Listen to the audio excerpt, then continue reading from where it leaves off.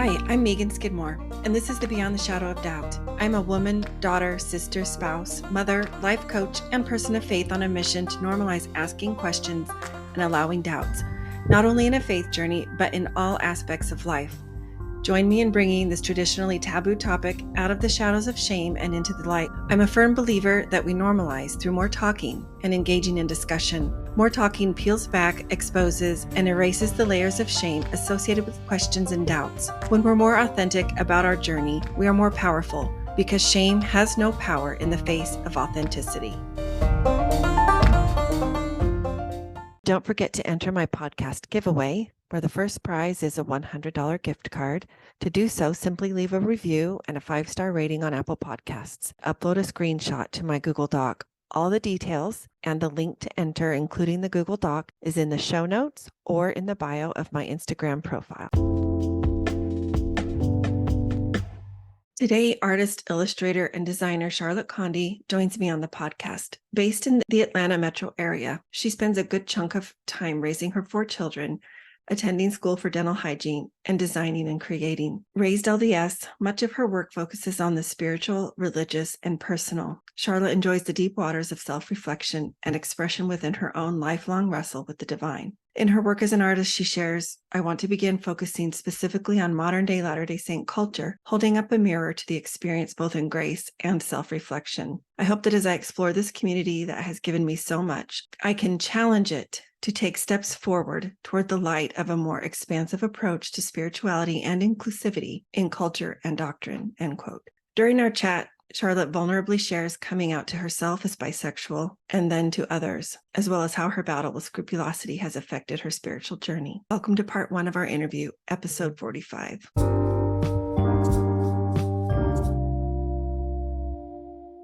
Hey, everybody. Welcome to the Beyond the Shadow of Doubt podcast. I am Megan Skidmore, your host. I'm so grateful to have Charlotte Condie with me here today. We were just chatting before starting, and we realized, Charlotte and I haven't met in person. We've met virtually through social media. And I just love that. I love that there's so many ways that we can connect, that technology builds so many bridges for us that weren't there, at least when I was growing up. I think you too, Charlotte. Yes.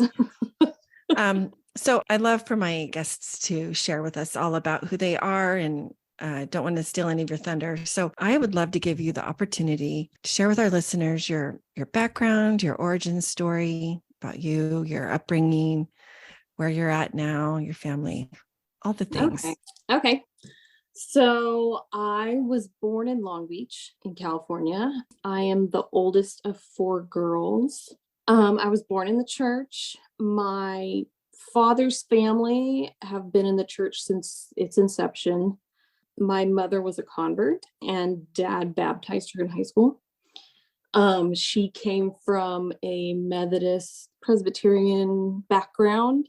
Okay. So all of my extended family on her side are still with those denominations. And I lived in Southern California till I was about 10. And then we moved to Utah. We moved to Orem, and that's where I went to high school. Okay. And I went to BYU. I was a BYU student. I graduated in a BA in Asian Studies. I was really good at languages and culture. I loved religion. I loved history. I loved how all those things intersected. And I had studied Japanese in high school. And then when the program was dropped my senior year, I went over to Utah Valley State College, which is UVU now, and started Chinese and loved Chinese.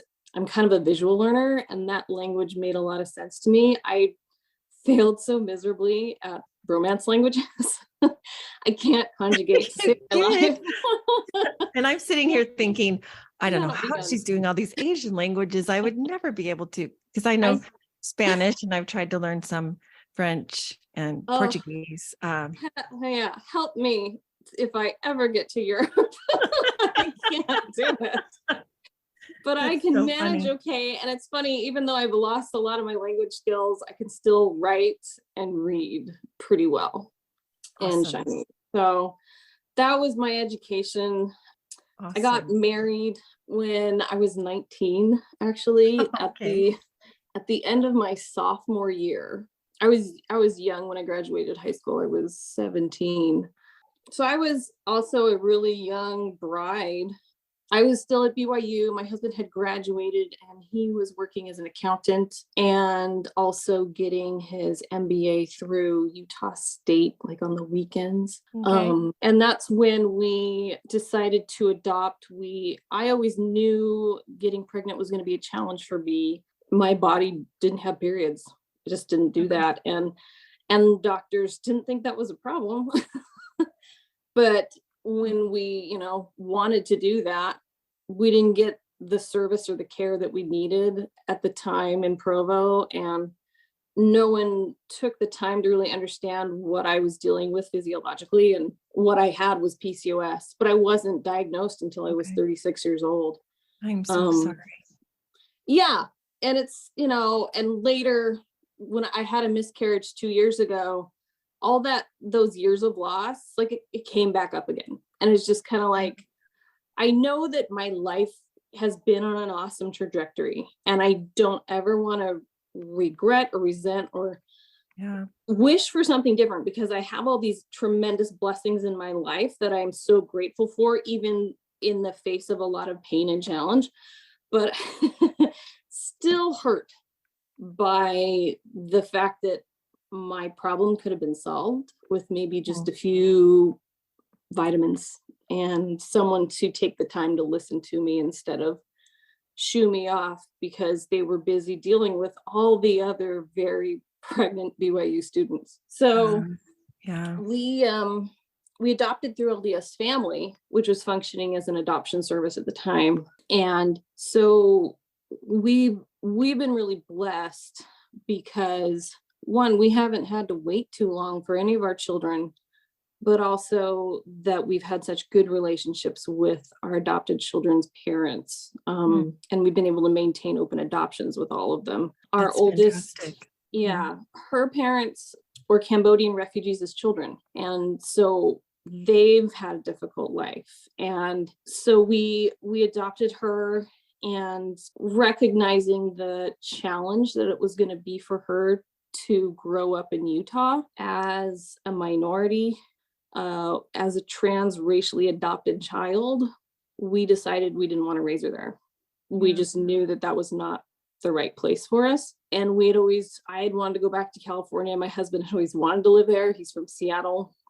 And so we decided to go back to where I was from, and Mhm. we moved back to Southern California. We were there from the end of 2004 until 2010.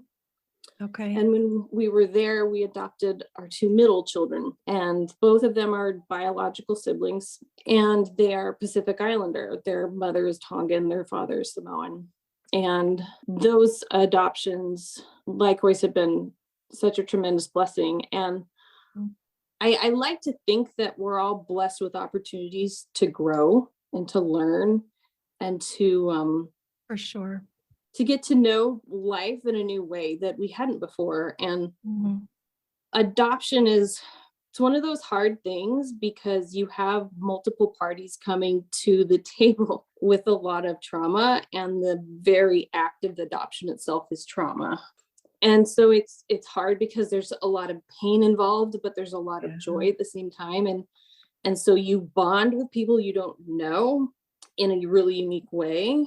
And so we consider them our family, and they adopted us as well. So we tried to visit them regularly with the kids when we were there, and really foster those relationships, because, one, it was important to us that they knew their family, but it was especially important that they knew their culture, because that was not something that we could replicate for them, however much we tried. And I took my oldest to Cambodia town on the weekends for dance practice, and we Mhm. tried to celebrate New Year's, and we tried the best we can with our middle kids as well. But it was just, once you left the West, which we did in 2010, actually in 2012, sorry, was when we left, the world changed. Like, it just, those people weren't in Wisconsin, which is where we went. And so then the game was, while we can still communicate, through social media or email or something. Now I need to provide for them an environment where they are experiencing at the very best diversity. I need diversity for my children because it's hard for them to be the only brown kid. And they were in their elementary school in Wisconsin. Like that was rough for them. And I didn't notice it too much until we moved to Georgia. And they said to me, Mom, I'm so glad I'm not the only brown kid anymore. Okay. Because we moved to an extremely diverse city with a good representation of almost all races across the world. Georgia is basically an immigration terminal for the world immigrations. And so we have people from every corner of the world here, especially in our town, where it's considered like the tech center of the East, kind of like Silicon Valley of the East. And so trying to raise kids with the understanding that they're going to have to navigate their adulthood in a way that I'll never experience or understand, is a humbling experience for sure. And I know that some people don't understand my perspective of their parents. I still call them their parents. I call them their mom and dad because I know that they didn't raise them, but I give such deference and respect to them because I owe my parenthood to them. And I know they love me too. And so it's complicated. It's a complicated relationship and feeling, and especially as they are beginning to become adults. Yeah. My oldest two are high school graduates, and few things give me as much joy as seeing them interact with their biological families. My oldest will go visit her mother in California and, go to Disneyland and go have fun. And that just, it feels like such coming home for her. And I feel like, to me, that's a success. What a gift. What a gift that is. You're the only one, you and your husband, that is, are the only ones who could give that gift of love through welcoming and even encouraging that connection with your kids, with their biological families. Yeah. It takes a great amount of love and passion and communication to make that come to fruition. Yeah, it's sorry. But maybe I can finish with my story. So we had left in 2012 from California because my husband was just working difficult hours. It wasn't really the life we had envisioned when we had small children. He was working like 18-hour days. And so he decided that he would go back to graduate school. There were special programs for professionals who would like to go and become teachers in accounting. And so we went to Wisconsin. He got his PhD, and that's how we ended up in Georgia for the last 6 years. He teaches at Georgia Tech. And so that's how we've been here. And I was so depressed when it was soon after we moved here. And it was a mix of things. I had a thyroid disease that my thyroid suddenly started creating its own thyroxine again. And so my body needed to adjust to that. And I thought that my birth control was making me depressed. And so I went off it. And after taking care of my body, I was like, I can't live like this for another 25 years until I hit menopause. I need to do something different. And I changed my diet and my supplements and my activity and everything. I was able to actually start having a period, and we had filled out all the paperwork to adopt one more time. We were ready to do that one more time, but we weren't having a lot of success. We were trying to do it independently, and the more we got into it, the more disappointed and really jaded we became with the program. Just in general, adoption in America felt unethical, and even the idea of adopting internationally particularly felt unethical. And so I said, why don't we just put a pin in it? And we can try to get pregnant. It's never happened before, but we could certainly try. It's not going to hurt anything. And we got pregnant almost immediately. And so I had a baby. Wow. 6 months shy of my 40th birthday. Wow. And so, yeah. So she's a little toddler. and our caboose. She's 12 years younger than her nearest sibling. So I have big kids, and then I have this one little shadow who follows me around. Oh my goodness. 2 years old? She's 3 now. 3. Wow. So currently you are all still in Georgia. Yeah, we're all still in Okay. Georgia. My oldest just finished her first year at BYU, and she's going to go serve a mission in Arizona starting the Wow, 19th. good for her. Is Good for her her. home MTC check-in date, I think. And yeah, and then my second graduated high school. And so now it's just down to my son, who will be a sophomore in high school, and my youngest starts preschool this fall. Wow, all across the Yeah. board. Yeah. So I have lots of questions, and I think that as we continue to talk, they will be answered. As you know, if you've listened, those who have listened to my podcast before, one of the reasons I started this is to normalize the asking of questions and allowing doubts as they come up, specifically on a faith journey, but they also come up in life in general. And I'm all about normalizing that as well. I just wanted to create a space where we can talk about them and acknowledge we all have them. And it doesn't have to mean anything, that we're less of a person, or that we're not a believer, or that we're less faithful. It doesn't mean any of those things, unless, of course, we're believing that they do. So the thought occurred to me as you were sharing about your journey being so diverse. You mentioned about some of the demographics from a neighborhood or community viewpoint, trying to introduce elements of diversity into your children's lives through extracurricular activities. And then you also mentioned what their school experience was like, both in Wisconsin and then in now Georgia, and how quite different those were. I couldn't help but wonder what that looked like within your faith community. You have a very unique family. I would probably venture to say not many, if any, have that, the structure that you do. What's the word I'm looking for? The representation maybe is a better word that you do. So I'm curious to know, what that looked like for you all, having such a diverse family, and what that looked like in your faith community. And, I'll leave it at that. Yeah. So when we lived in California, many states have different language wards. Our wards that we lived in were English speaking, and the diversity was pretty low. And because we were in Huntington Beach, and our ward also served the mid-singles, ours was an interesting ward. It was half a typical ward, half mid-singles. But yeah, my children have almost always been the minority at church. In some wards, they've been the only children of color. And I'd venture to even say in most our wards, they have been. The only one that's maybe been the most diverse was actually in Wisconsin, because our ward was comprised of a large Hmong community. The Hmong community had grown from refugees. I don't know if you know this story. These were Hill Tribe people that helped serve the CIA during the Vietnam War.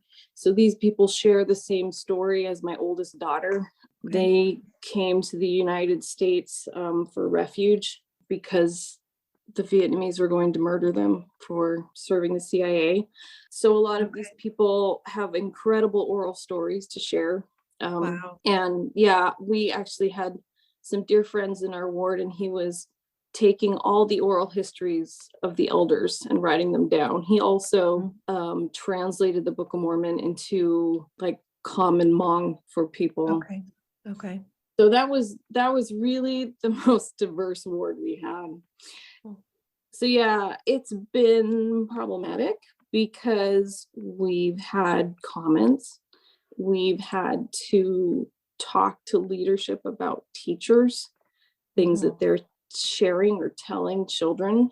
I remember my oldest was deeply upset one day because they were giving that Book of Mormon lesson about how, if you're righteous, your skin will turn white or something like that. That hurt her. Yeah. And understandably so. We've both tried to make a point to share wherever we are, that's not okay. And my husband is a teacher in elders quorum. He reminds people about this and every other, harm that can come to our siblings in Christ when we don't understand our own doctrine or we don't understand the gospel of Jesus Christ as it applies to each other. I mean, I could say that for another question. Yeah. No, I appreciate your candidness and your openness. Your family has definitely had a variety of experiences. I have shared before that my faith journey took a pivot, what I call a pivot, when I learned, my youngest identifies as LGBTQ+.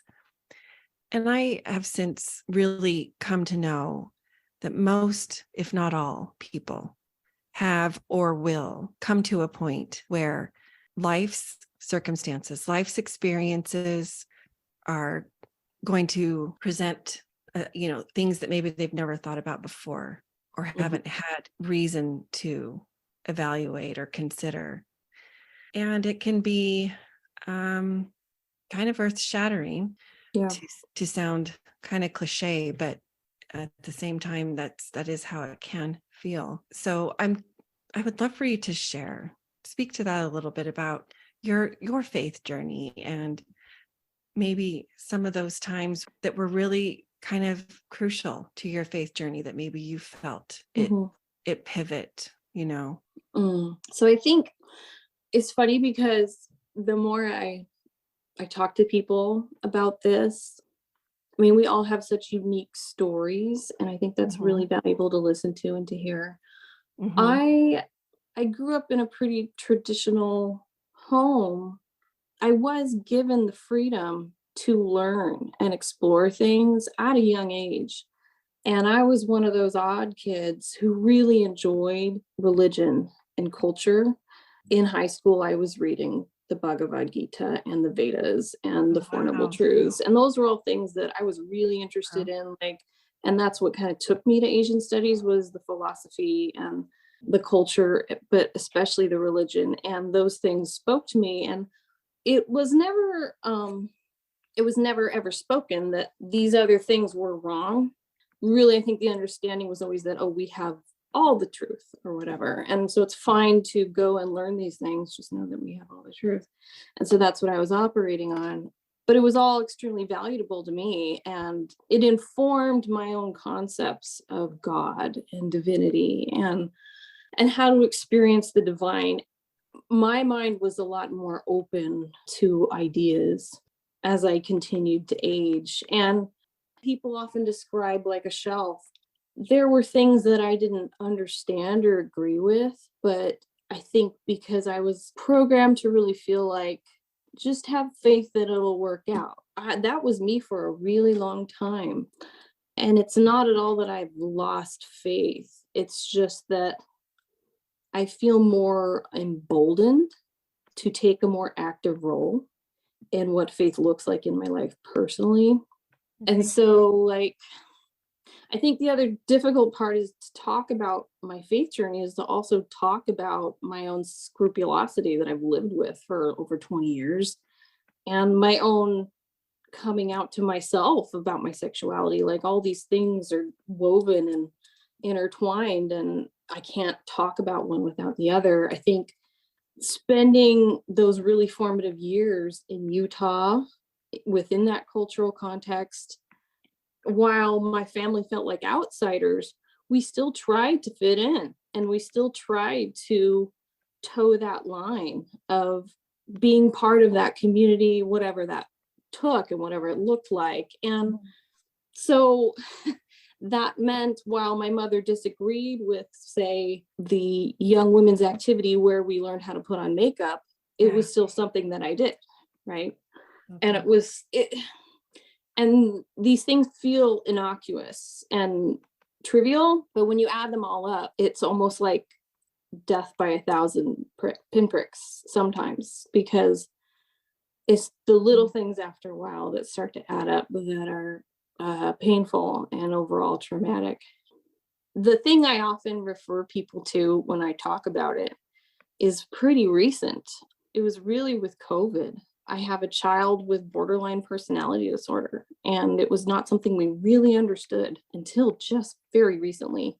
Mhm. And so trying to navigate that and what that entails has been challenging already. But I had a baby in April of 2020 by a C-section. And so that meant I was healing from, abdominal surgery with a brand new child. And we were locked at home all together. There was no school. We didn't know if we were going to die the next day. We washed our groceries, and we had people picking up our groceries because we were too scared to even go to the store because we had a baby that wasn't even vaccinated for anything yet. And so we were just terrified. No And kidding. so church wasn't meeting anymore, and things kind of started to fall apart for me. I didn't understand why we couldn't make accommodations for the sisters who were single. Why aren't they receiving sacrament? Like the rest of us are able to bless our sacrament in our own homes, but some of these women can't even get someone to bring them sacrament. Why can't we make accommodations for that? Like all these little things suddenly didn't feel very important anymore. And it was hard for me to let that go when things started to come back.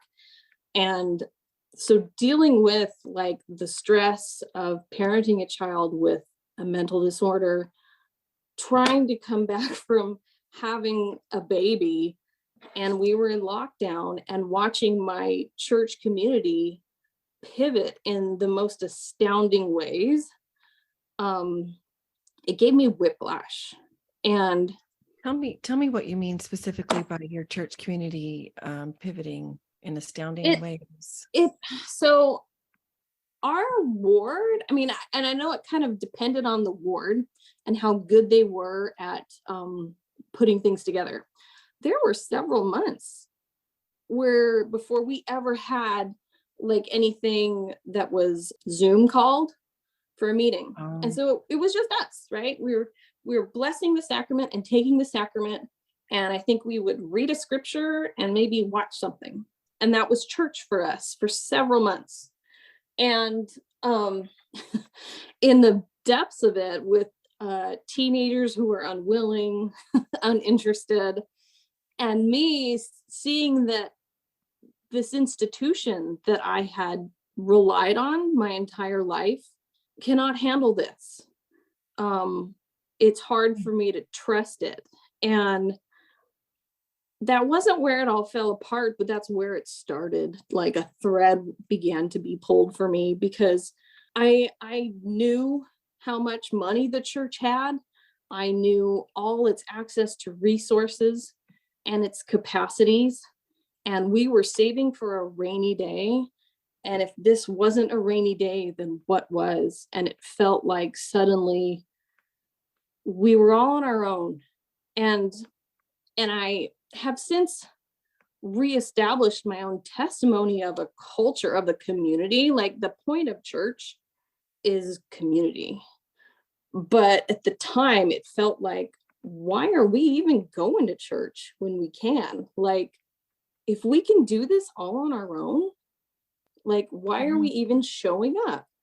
And that was really hard for me to come back from. It took us 2 years. My daughter was 2 years old before we ever took her to church because we were, one, terrified of her getting ill, but also because we actually could no longer trust our fellow parishioners, because what that brought out, what the pandemic brought out in people was some of the most shocking things. And it was a real degradation of trust in the community, in individuals, in our country, in our society. And watching what it did to my family, like it made my husband angry, it made me depressed, and it made my children incredibly depressed and anxious. And watching that happen to all of the children their age absolutely broke my heart. Like seeing children so young feeling like there's no hope. I've heard it said it's going to take us as a community, as a society, at least 7 years to heal from that trauma. Mhm. It wasn't just the fear of a disease we didn't understand. It was what we let it do to us. It hurt our humanity. It really hurt to see that. And it hurt especially when it was people that I worshiped with, that I thought were my family in Christ, but I couldn't trust them anymore because I couldn't trust that they had my children's health or safety in their interest. And it felt like a real betrayal. And so along with that, one of my children did come out as bisexual. And before I ever did, I mean, I was happy that they felt safe to do that for me, and that I could be the safe space for them. But I also felt sad in myself that I wasn't able to be out before them. I couldn't be the example for them because I didn't know what to do with my own sexuality. When I understood it, it had taken me 7 years. Well, And and you grew up in a different generation for sure. So yeah, and I didn't even have a word for it until just a few years ago. so I think you did just great. You and as in anything in life, right? When we have more information or we understand things or know more, then we act from that place. We do the best we can wherever we're at. Mhm. So I appreciate so much your openness here. I think the faith journeys that get shared with me here on this podcast are so sacred. They're so personal. And to me, that's just another manifestation of the divine in our life, of heavenly parents who are so aware of each of us on an individual level, Mhm. because those journeys are so unique. There's no two that are alike. Mhm. So where would you say, you've talked a lot about the journey itself and the different, places that it's taken you or your family. How do you move forward? How have you learned to move forward? Um, because of, not in spite of, but because of these different scenarios that you have come up in your life, your family's life. How do you make Um, your way?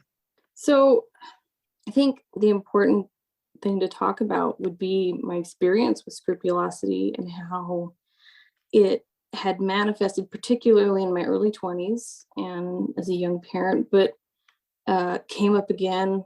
It just roared when I started to really understand my own sexuality. Like so much self-hatred um, is involved in that, and self-judgment. You're constantly trying to do everything that's right, and you want checklists, you want directions, you want specifics of how to make this right. And I think it's really seated in that very human feeling of you need control. You need to be able to control your destiny, your environment, whatever it is, so you can feel safe. You don't feel safe, so you need to control something. And because at the end of the day, when we pull it back, at 30,000 feet or whatever, there really are no answers.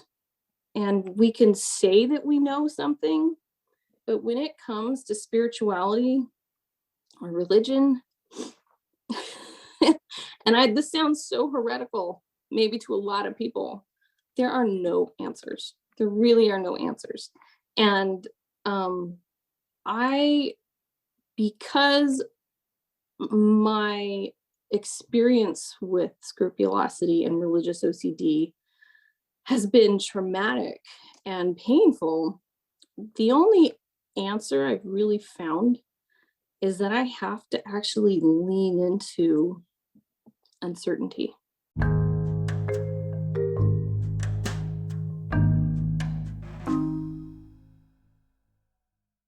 Thanks for listening to Part 1 with Charlotte Condie. Subscribe and follow to be notified first when Part 2 publishes in episode 46, where Charlotte continues to vulnerably share about her struggles with scrupulosity, also known as religious OCD. Please see the show notes for more information about this condition. Don't forget, I'm hosting a podcast giveaway. Simply leave a review on Apple Podcasts, screenshot it, and upload it to my Google Doc. After reviewing on Apple Podcasts, for a bonus entry, leave a rating on Spotify. Share this giveaway with a friend. If your friend's name is drawn as winner, you both win a $100 gift card. The link to enter and to the Google Doc is in the show notes or in the bio of my Instagram profile.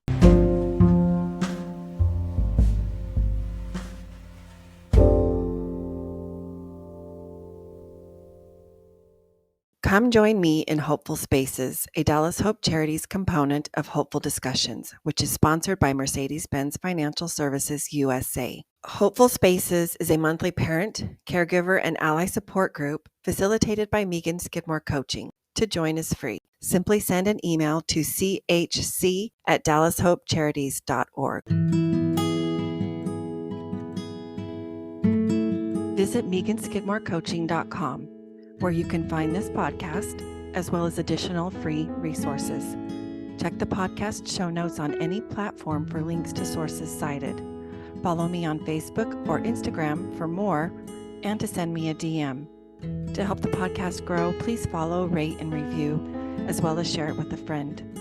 Beyond the Shadow of Doubt is a proud member of the Dialogue Podcast Network, which is a part of the Dialogue Journal found at dialoguejournal.com/podcast network. Founder Eugene England was a Mormon writer, teacher, and scholar who wrote, "My faith encourages my curiosity and awe. It thrusts me out into relationship with all creation and encourages me to enter into dialogue. My hope is that this podcast is an extension of that vision." Thanks for being here. Until next time.